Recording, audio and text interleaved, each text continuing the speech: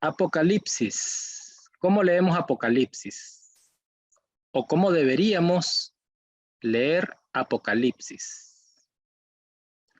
Muchos, y es la gran mayoría, dan explicaciones sensacionalistas para casi todos los detalles de Apocalipsis. Esto puede impresionar a muchos, pero cuando examinamos el texto, se hace difícil, más bien se hace imposible comprobar las interpretaciones espectaculares que pretenden darle al libro. Por ejemplo, algunas profecías que Hitler es el anticristo. Apocalipsis ni siquiera habla del anticristo. Dicen que Moscú es Magog, que las Naciones Unidas es el caballo blanco que aparece en Apocalipsis. Esto ya se ha comprobado claramente que son interpretaciones equivocadas. Ese sensacionalismo de que Apocalipsis se escribió para que sus profecías se cumplieran después del año 2050, 2030, esas son locuritas, son sensacionalismos que están muy alejados del contenido bíblico, del contenido de Apocalipsis. Le tenemos que empezar a decir a cada estudiante de la Biblia, alguien que quiere interpretar el texto bíblico, que Apocalipsis necesita mucho respeto, que el texto inspirado no puede agarrarse arbitrariamente, que no puede ocuparse para satisfacer mis incontrolables fantasías o sueños por provocar sensación en los demás. Cuando llegó el mensajero a Éfeso con ese libro llamado Apocalipsis, a leer a la congregación, a la iglesia que se hallaba bajo graves amenazas, digo a Éfeso por poner un ejemplo igual a las demás iglesias, ustedes podrán leer en los capítulos primeros de Apocalipsis que se dirige a 7 iglesias, ¿verdad? Esmirna, Laodicea, etcétera. Estas personas estaban bajo graves amenazas, amenazas de muerte. No es amenaza de que me van a correr del trabajo, sino principalmente amenazas de muerte, porque estaban siendo encarcelados, estaban siendo maltratados. Y usted imagínese que le llevan un libro en el que le dicen, allá en el año 2050 o dentro de unos 2000 años, será destruida la bestia que te persigue. Solo imagínense ese escenario.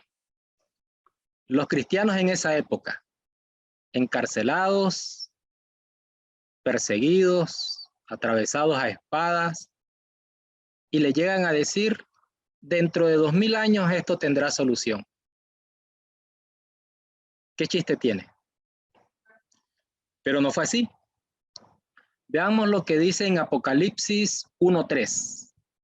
No vamos a interpretar Apocalipsis hoy, solo estamos dando recomendaciones y haciendo algunas observaciones que se deben tomar en cuenta a la hora de leer Apocalipsis. Bienaventurado el que lee y los que oyen las palabras de esta profecía y guardan las cosas en ella escritas, porque el tiempo está cerca. ¿Ya entienden mejor mi pregunta? Llegan con el libro de Apocalipsis para dar consuelo a los cristianos que están siendo masacrados. Y se les dice, bienaventurados ustedes que están recibiendo este libro. Dichosos, felices, porque hay cosas que van a ocurrir pronto. Alguien dice que Hitler fue anunciado en Apocalipsis. Hitler nació muchísimos años después del contexto en el que se escribió Apocalipsis. Y se le está diciendo a los cristianos, pronto van a solucionarse los problemas que ustedes tienen. Imagínense que pasaran 900, 1500, 1400 años. Eso no es pronto para los que estaban leyendo Apocalipsis.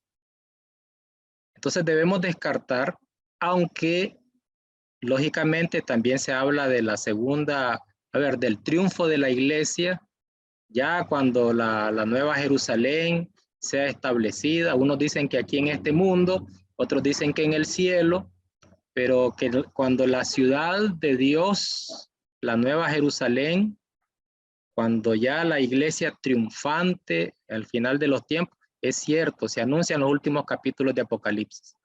Pero la persecución, la masacre que estaban padeciendo a quienes se les escribió este libro, se les dice, esto se va a solucionar pronto. Lo que vamos a anunciarte en este libro son cosas que van a suceder pronto. Eran los emperadores romanos los que andaban persiguiendo a la iglesia, además de los judíos. Esa expectativa de una palabra clara y comprensible queda confirmada cuando leemos el capítulo 1, versículo 3. Esa bienaventuranza no declara dichosos a los que son suficientemente inteligentes para lograr descifrar los misterios ocultos de este libro. ¿Verdad que no dice así? Porque alguien piensa que son cosas inexplicables, que son cosas que se necesita algún urín y tumín, alguna herramienta para que pueda darnos una luz. Lo único que necesitamos es conocer el contexto, y ahí está la historia que nos ayuda, conocer el contexto en el que fue escrito Apocalipsis.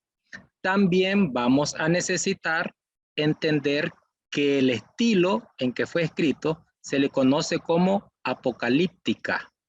Es una literatura apocalíptica, una literatura o un lenguaje diferente al que estamos acostumbrados.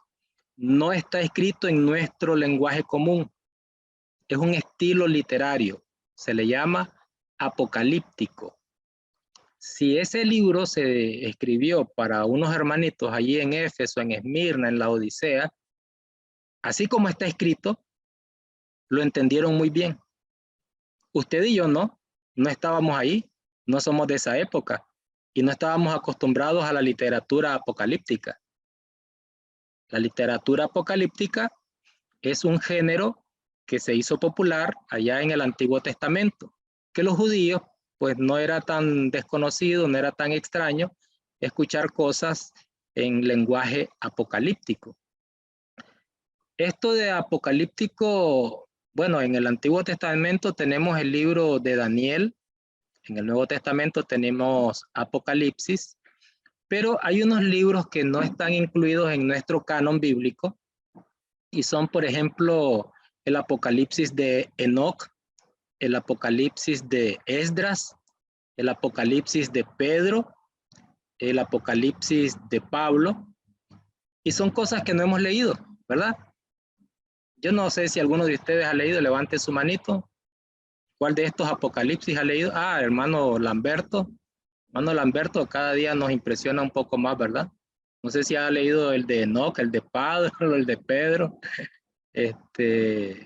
Pero nos dejan perdidos cuando no analizamos el contexto en el que fueron escritos. Asimismo pasa con Apocalipsis. Pero vamos a hacer algunos comentarios porque queremos de la manera más sencilla dejar una idea clara para cuando nos toque leer Apocalipsis.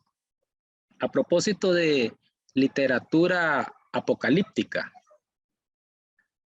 el contexto es persecución contra la iglesia. Ya se ha visto en otros textos del Nuevo Testamento, y no solamente en Apocalipsis, que parece necesaria la persecución en la iglesia para activar el trabajo, el servicio y el temor a Dios. ¿Estaban siendo perseguidos o no? En el capítulo 7, ¿quién están masacrando? A Esteban. Están masacrando a Esteban. Lo mataron a pedradas. Había persecución. ¿Y qué pasaba con la iglesia? Crecía. Y habían hermanos que morían y que eran encarcelados y que eran perseguidos. Eso lo encontramos en Hechos, no solamente en Apocalipsis.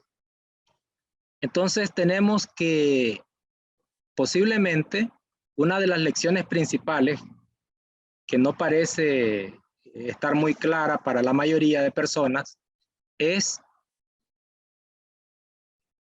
que nuestra fe necesita ser probada. Miren, estamos tan cómodos y usted a veces se ha puesto a pensar, y no me diga que no. No por ser malicioso, aunque lo soy, pero no porque ustedes sean maliciosos también. Pero usted ha visto personas en la iglesia que dicen, no debería estar aquí. ¿Sí o no?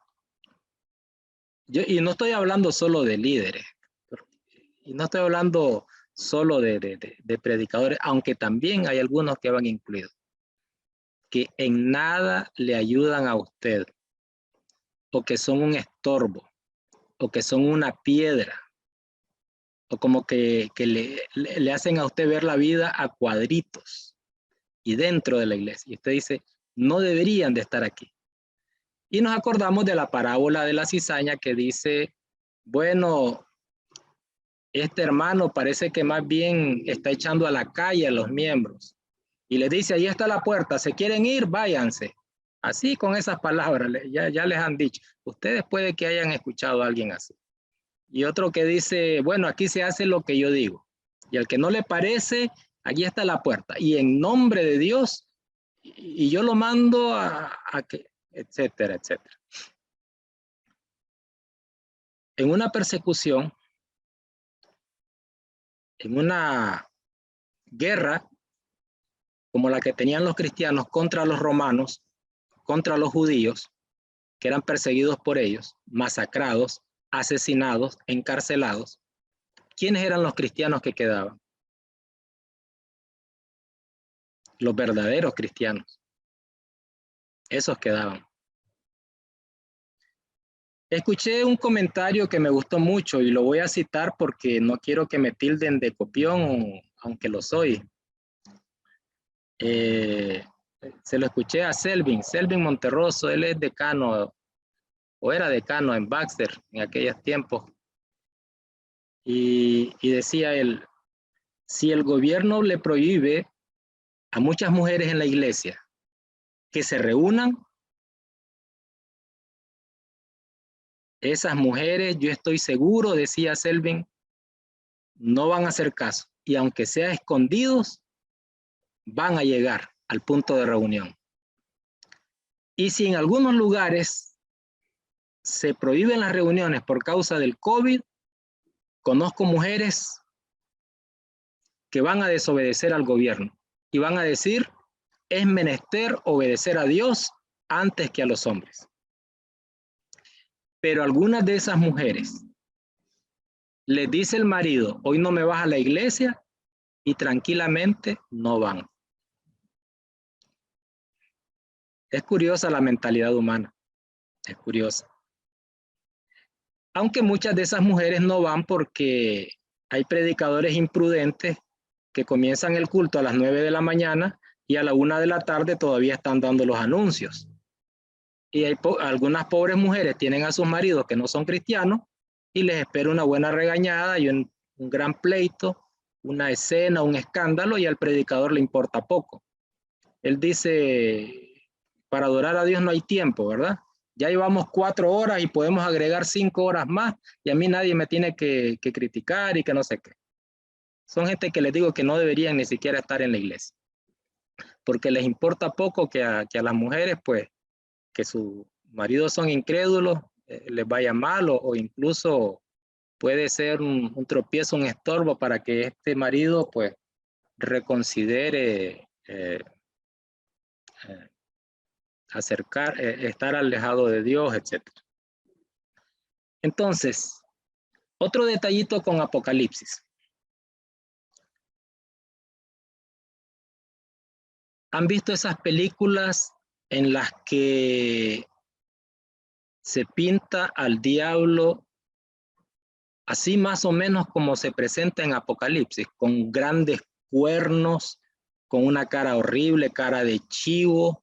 Yo no sé, los pobres cabritos, como son mencionados en la Biblia, en esas películas de la Ouija, de la muerte, de la carreta náhuatl. Entonces, como que las brujas, las que les encanta hacer hechicería, ocupan un cabrito, ¿verdad? Entonces, cara de chivo ahí, en las películas usan figuras y el diablo es horripilante y da miedo y dan ganas de salir corriendo. ¿Cómo se presenta el diablo? ¿Cómo se nos presenta? ¿Ustedes lo han visto de esa manera?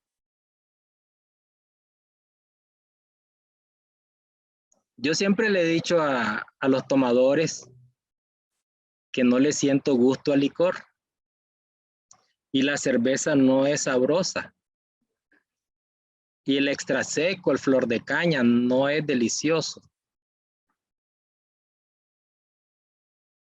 Pero para ellos es algo agradable, es algo sabroso. Yo no sé si es porque ya se acostumbraron a ese gusto, etc. ¿Cómo se presenta Satanás? ¿Cómo dice la escritura? ¿No es que se disfraza como ángel de luz?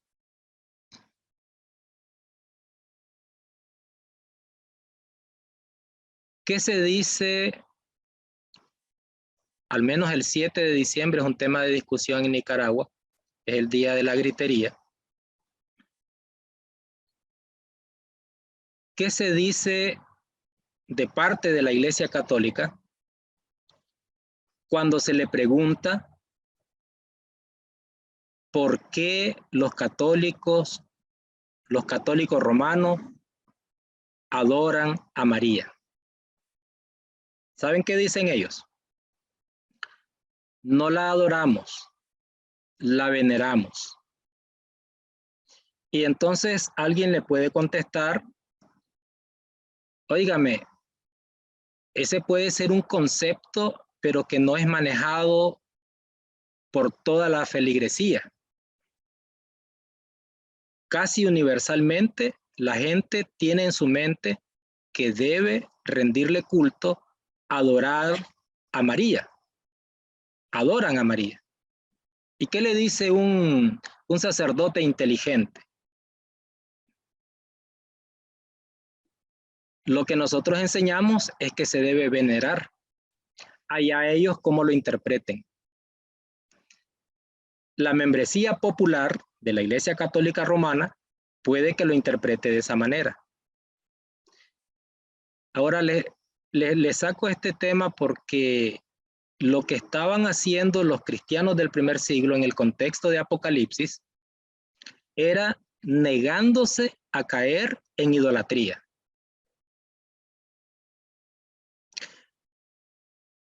Arrodillarse ante María o ante Santo Domingo, fiestas populares aquí en Managua, Nicaragua. Viejitas que caminan 500 metros de rodillas sobre el pavimento caliente porque sienten que esa es la manera en que están rindiéndole culto a Santo Domingo. Y ellos no le dicen estamos rindiéndole culto a Dios, estamos rindiendo culto a Santo Domingo de Guzmán. Pero el líder religioso no les dice a ellos, mira, es que no estamos adorando a Santo Domingo, solamente estamos venerando. ¿No está el diablo presentándose como ángel de luz? ¿No está diciendo el liderazgo de ese grupo religioso que es algo parecido, pero no? En aquella época, adorar al emperador romano no era algo así como lo que estamos describiendo ahorita, caminar 500 metros de rodillas sobre un pavimento caliente, poner toda la semana un rezo, o ¿cómo se le llama en los días de Hermana María Sandino debe saber de esto, que andaba bastante ahí en esas procesiones. En esas procesiones cargando una imagen, dándole vuelta, danzando, bailando. No creo que haya sido de esa manera. Los historiadores dicen que era en un recipiente pasar echando un poquito de incienso. Está la estatua de Nerón, está una panita ahí de bronce, de metal, y pasa una persona y agarra un polvito de incienso y lo echa en la panita. Y le decían a esas personas, miren, ustedes hacen eso, esa actividad tan sencilla que les lleva 5 segundos, y ustedes no van a ser perseguidos. Y pueden conseguir su certificado para librarse de la persecución. Entonces decía alguien por ahí, ¿ustedes creen que Dios me va a castigar solo por echar ese polvito ahí? ¿Ustedes creen que me va a castigar Dios por agarrar mi caña de azúcar, mi limón dulce, mi gofio en las procesiones de la Purísima? ¿Ustedes creen que por esa cosita Dios me va? Se ha pintado como que esa persecución contra los cristianos de esa época era porque ellos se negaban a celebrar cultos de adoración de 2 horas, de 3 horas. No, era algo, una actividad, pero tan pequeñita, y muchos diciendo, no, sí, yo tengo un Dios comprensivo, yo tengo un Dios misericordioso. Además, ¿y qué me va a hacer esa imagen? Ya sé yo que es de piedra, ya sé que es una imagen de madera. ¿Cómo trabaja el diablo? ¿Cómo trabaja Satanás? Con sutileza. Ustedes creen que por un traguito me voy a ir al infierno, pero es un traguito hoy, un traguito mañana, un traguito pasado mañana, y así nació el pobre Piruquita, con un traguito, de un traguito, en un traguito, en un traguito. ¿Qué hace Apocalipsis? Apocalipsis lo que hace es llamar las cosas por su nombre. Al emperador romano se le conocía como bestia. A los religiosos hipócritas que se dejaban seducir por el maligno y arrastraban a miembros de la iglesia, también se les da un nombre en Apocalipsis. Y algunos de ellos, algunos de los que hay en nuestro tiempo, ¿cómo se le dice en Apocalipsis? Jezabel. ¿Quién es Jezabel? ¿Tiene que ser mujer? No, no es una mujer. Es alguien hipócrita, de como muchos de los que conocemos en nuestra época, que a lo bueno, que a lo malo le están llamando bueno. Un día yo les dije a ustedes que la Biblia no condena el baile, y lo sigo diciendo, pero no le puedo decir a los jóvenes que conozco, que se reúnen en la iglesia, que se vayan a meter a las discomóviles modernas, donde apagan las luces completamente y solo hay unos rayitos, hay unos destellos, unas chispitas, porque se les da la oportunidad de tocarse por todos lados, el hombre a la mujer al hombre, y no le puedo yo llamar a eso una actividad social. Si lo hiciera, sería yo una de esas abominaciones que se mencionan en Apocalipsis. Entonces, cuando un cristiano, ahí están las cartas que se les escribe a las 7 iglesias, y se les dice, mira, sos la iglesia del Señor, pero estás cometiendo este error. Arrepiéntete. Te voy a describir en este libro lo que verdaderamente está pasando.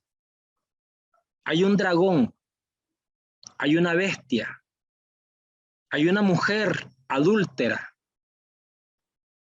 Entonces, en Apocalipsis se le está llamando a la falsa religión, se le está llamando a la falsa religión por su verdadero nombre, y se les dice, no vamos a encubrir la falsa religión.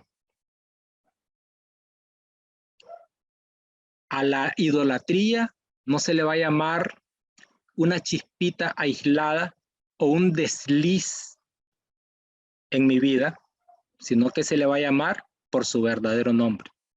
Entonces ahí es donde aparecen esas figuras que asustan, porque ese es el propósito ese otro de los propósitos de Apocalipsis.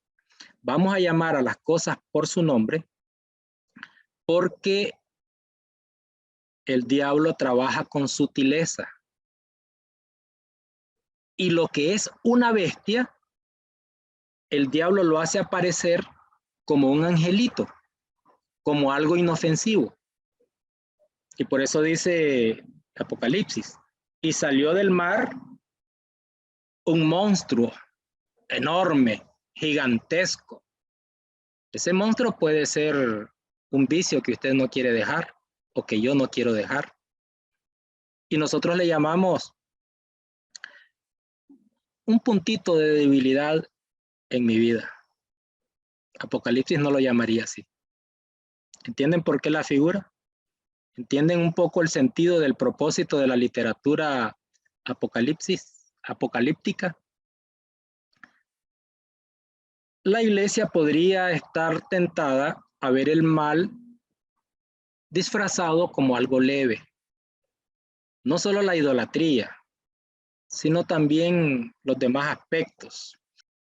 Ustedes esperaban algo más complicado al comentar sobre Apocalipsis. Recuerden que no estamos viendo el tema Apocalipsis, estamos viendo el tema interpretación bíblica y estamos haciendo algunas observaciones para que cuando lo vayamos a leer pensemos en lo que realmente tenemos que pensar, en su contexto, que la iglesia, muchos cristianos estaban fallando en su religiosidad, en su consagración, en su devoción a Dios, que habían persecuciones y entonces todas esas figuras vienen a caer a ese contexto en que la iglesia sufría, pero que muchos sufrían por querer mantenerse fieles a lo que se les había enseñado. Y otros estaban tranquilos, relajados, como es la iglesia hoy casi a nivel mundial, relajada, tranquila, que a muchas cosas malas se les está llamando como buenas. Y que Apocalipsis contiene mensajes que pueden aplicarse a aquella época, a hace 5 siglos y a nuestro tiempo actual. Porque nosotros podríamos tener un apocalipsis hoy también, podríamos tener una persecución hoy y podríamos tener un insano relajamiento. Cuando nos relajamos demasiado como iglesia, cuando la iglesia es indiferente ante todas las necesidades de este mundo y ante la apatía o la indiferencia de servir a Dios, de adorar a Dios, entonces esa relajación, esa tranquilidad no es muy bien vista por el Señor según Apocalipsis. Decía Policarpo, voy a compartir pantalla. Discípulo de Juan, el apóstol que escribió Apocalipsis. Tú me amenazas con fuego que quema por 1 hora y luego al poco tiempo se extingue, pero eres ignorante del fuego, del juicio por venir y del castigo eterno, reservado para los impíos. Pero, ¿por qué te retrasas? Trae lo que desees. Este Policarpo tuvo buenos enfrentamientos y miren, él vivía como que hubiera asimilado Apocalipsis en un 100%. No solo por haber sido discípulo de Juan, del apóstol Juan, que escribió este libro Apocalipsis. Llegaron los soldados a su casa, él les abrió la puerta y dice que sea lo que Dios quiere. Lo llevaron a juicio y sus palabras fueron serenas. Él estaba tranquilo, calmado, uno de los verdaderos mártires del cristianismo. En estos días que acabamos de pasar del COVID, ¿qué será que casi todos los cristianos en el mundo entero estábamos en pánico con miedo a morir.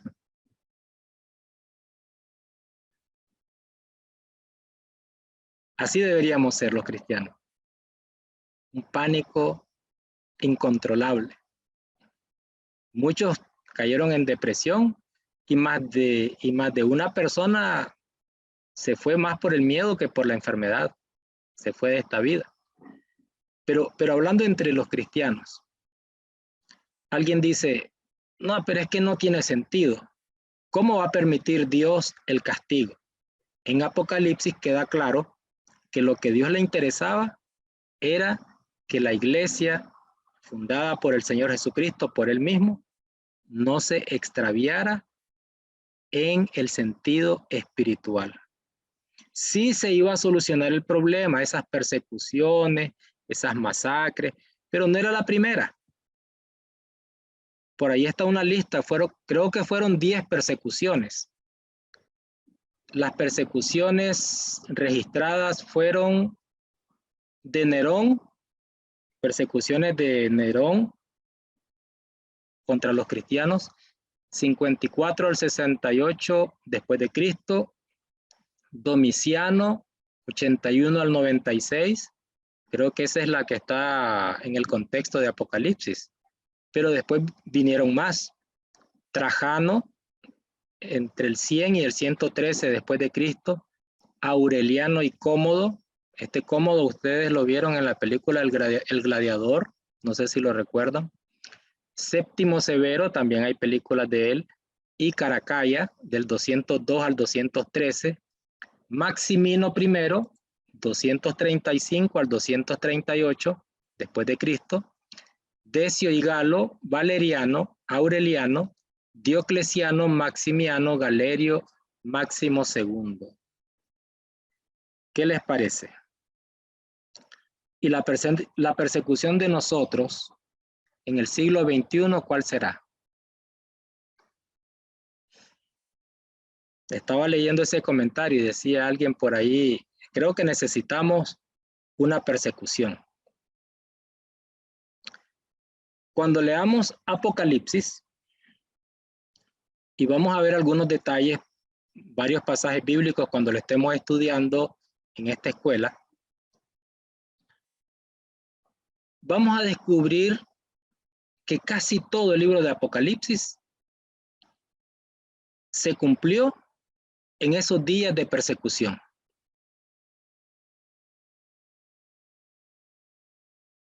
Que la bestia fue destruida, que el diablo fue atado por 1000 años, el diablo está atado. Ya no se dan esos casos de que un demonio entra al cuerpo de una persona y lo controla, esas posesiones demoníacas. El diablo está atado. Y qué curioso, será desatado por un poco de tiempo antes que venga el fin. ¿Usted quiere estar vivo en esa época cuando el diablito sea desatado por un poco de tiempo? ¿O prefiere que sea más adelante? Que la sufran mis nietos, mis bisnietos y no yo. ¿Qué prefiere? ¿Le gustaría, hermana María José Sandino, ver al diablo desatado por un poco de tiempo? De eso habla Apocalipsis. De verlo desatado por un poco de tiempo. ¿No será que él está desatado por allá, aquellos países donde nunca acaba la guerra? Miren, a nosotros nos parece que son los días más tranquilos de la historia. ¿Y qué le parece a los vecinos de Ucrania, a los que están cerca de las bombas que caen actualmente? Para ellos sí ya es un apocalipsis y para nosotros no. Y cuando me llevaron al servicio militar, que en esos días murieron como 50,000, aproximadamente dicen 50,000 nicaragüenses en esa guerra tonta, guerra sin sentido que tuvimos aquí. Una guerra que no sirvió de mucho, porque ¿qué fue lo que salimos ganando los nicaragüenses? ¿Cuál es el apocalipsis suyo? ¿Cuál es el apocalipsis en Ucrania? ¿Cuál es el apocalipsis en Irak en estos días? el apocalipsis en aquellas personas que viven debajo de un puente. Hay apocalipsis para todo, es decir, hay complicaciones en la vida de una persona, pero ¿cuál es el mensaje del libro? Mantente firme en tu convicción cristiana, mantente fiel, porque la recompensa que te espera vale la pena. Y uno de los puntos que destaca Apocalipsis, que ya lo mencionamos, es que el diablo siempre está disfrazando la maldad y la hace ver como buena. No, comete este gofio que mira, te lo estoy dando en nombre de la Virgencita.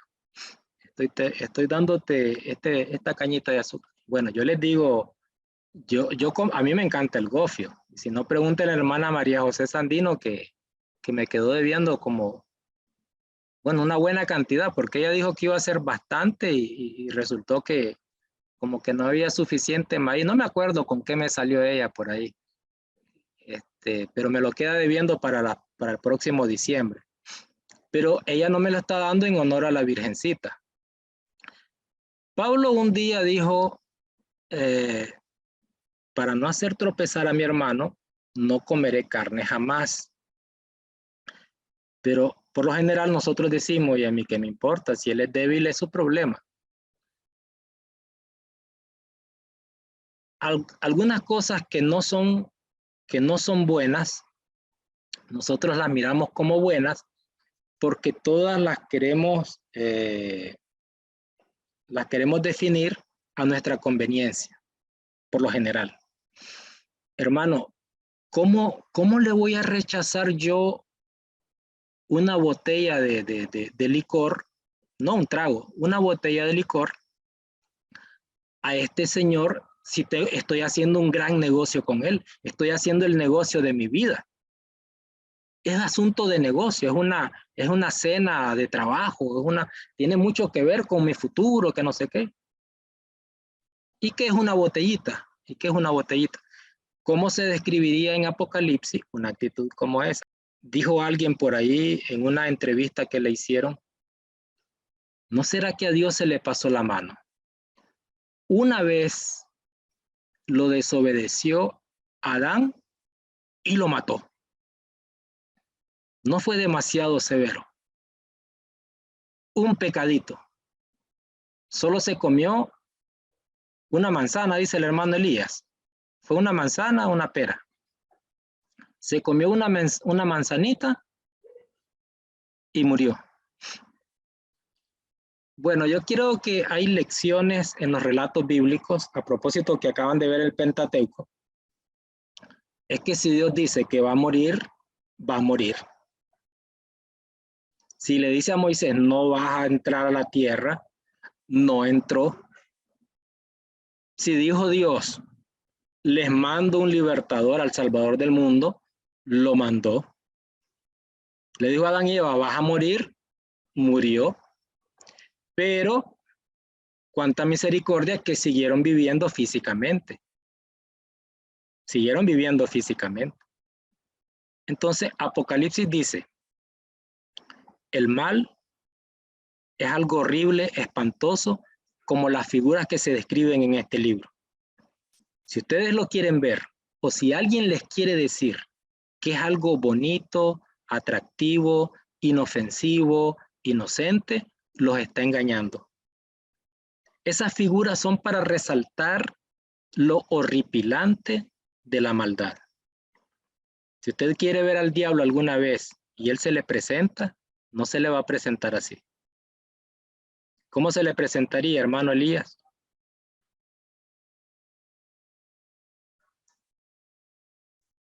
Como una muchachita bonita, cuerpo perfecto, refinada, elegante, con mucho dinero. No se le podría presentar así.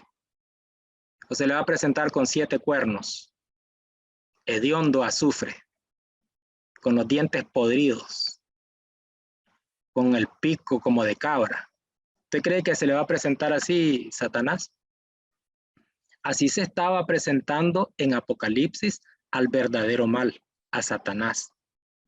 Pero él no se quiere presentar así. Él se presenta como ángel de luz. Lo que hace el Señor Jesucristo es describirnos, y estoy en mucha repetición porque yo noto que a veces como que se nos olvida lo que escuchamos, aunque queden grabados los videos, pero se los sigo repitiendo. No es tan bonito, no es tan elegante, no es tan precioso. El mal es espantoso, horripilante. Y algunos inescrupulosos nos hacen creer que la maldad no es maldad. Sea un líder religioso de la iglesia a la que usted nunca ha ido, o sea un líder religioso, porque también ahí aparecen en Apocalipsis la falsa religión, los falsos líderes, y se les describe como son realmente. Lo horripilante e inescrupulosos que son, ahí aparece también en Apocalipsis. Así que es todo lo que quería comentarles. No les iba a dar qué significan cada cuerno de la bestia, del dragón, de la bestia. ¿Qué significan los 2 olivos? ¿Qué significa la lámpara ahí? No. Eso cuando se esté estudiando el libro, si es que lo preguntan. Pero ahorita les quería decir, es un libro más, en un estilo diferente, en donde se llama a la reflexión y se le quiere decir a las cosas por su nombre. Lo que es malo, lo que es bueno, y hay advertencias, y hay también ayuda, porque ahí se presenta al Señor Jesús como nuestro ayudador en medio de cualquier apocalipsis. No importa si es el apocalipsis que están pasando algunas personas en Ucrania, el apocalipsis que pasan en Irán, el apocalipsis que se nos acerca como consecuencia de todas esas guerras, porque la gasolina está subiendo exageradamente por problemas obvios, ¿verdad?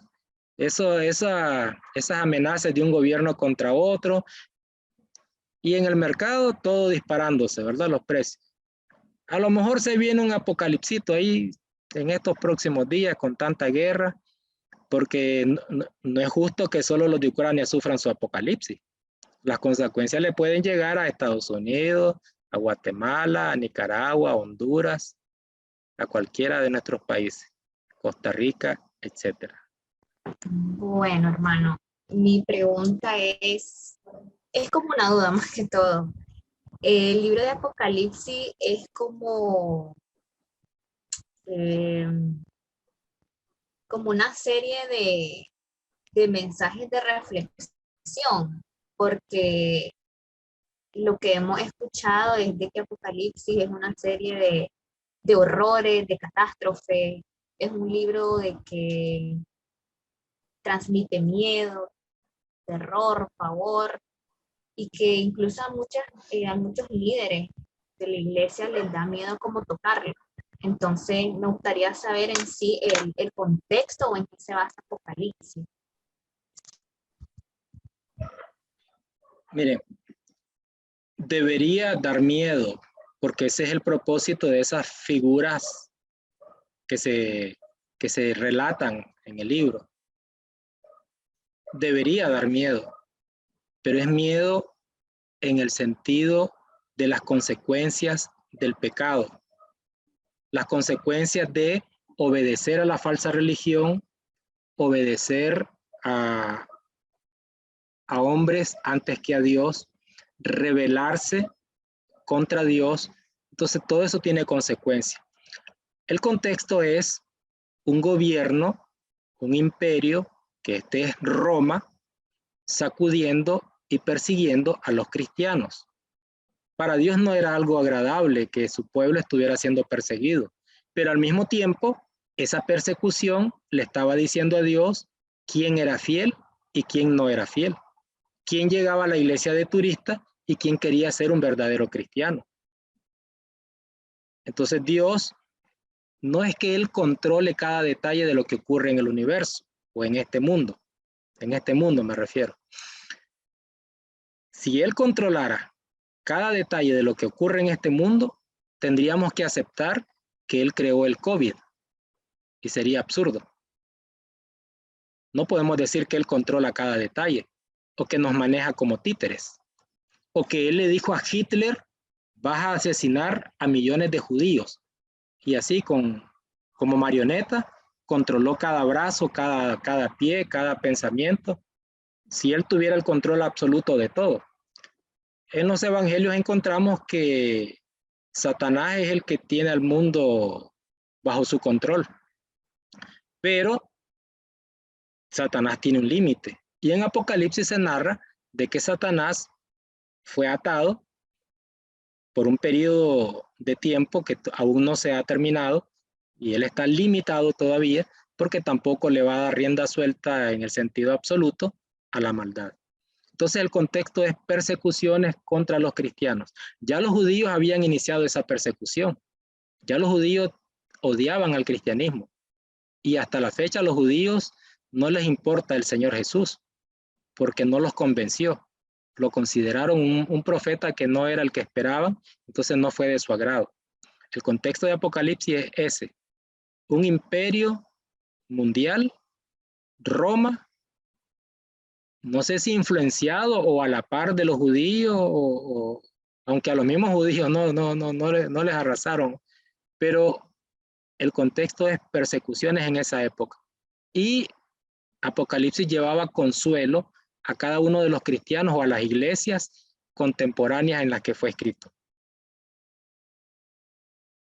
Cuando entendemos el contexto y el propósito de la literatura apocalíptica, no nos debería dar miedo comentar sobre esas páginas. Claro, hay que conocer un poquito de historia. Esos 10 perseguidores de la iglesia, nunca me los aprendí y sinceramente no me interesa aprenderme esos nombres. Domiciano, Maximiano, Queliano, Loliano, esos emperadores perseguidores utilizados por Satanás, no me interesa memorizar su nombre, pero ahí está la historia. Deberíamos conocer muchos de esos relatos. Ahora, leer literatura como los Apocalipsis de Pedro, de Enoc, de Pablo, eso también es como para familiarizarnos con el lenguaje que se utiliza, para que vean que no es algo tan aislado en esa época que se escribió. Que ya los judíos, los cristianos que pertenecían a esas congregaciones que se citan allí en el libro, acuérdense que hay 7 iglesias a quienes se les dice: miren, este mensaje va para ustedes. Tú que te sientes débil y tú que te sientes fuerte, te quiero decir que sos débil, que sos muy pobre, que das lástima. Hay un mensaje a cada una de las iglesias, porque las iglesias estaban reaccionando de manera diferente ante la exigencia del gobierno por idolatrar a su gobernante, a su emperador. Ahí casi todo es el centro de Apocalipsis. Y se mencionan algunas cosas de cómo la iglesia triunfante, las que logran resistir a esas amenazas de muerte física que sufrían constantemente, también se les ofrece la recompensa que a cualquier cristiano de todas las épocas del mundo.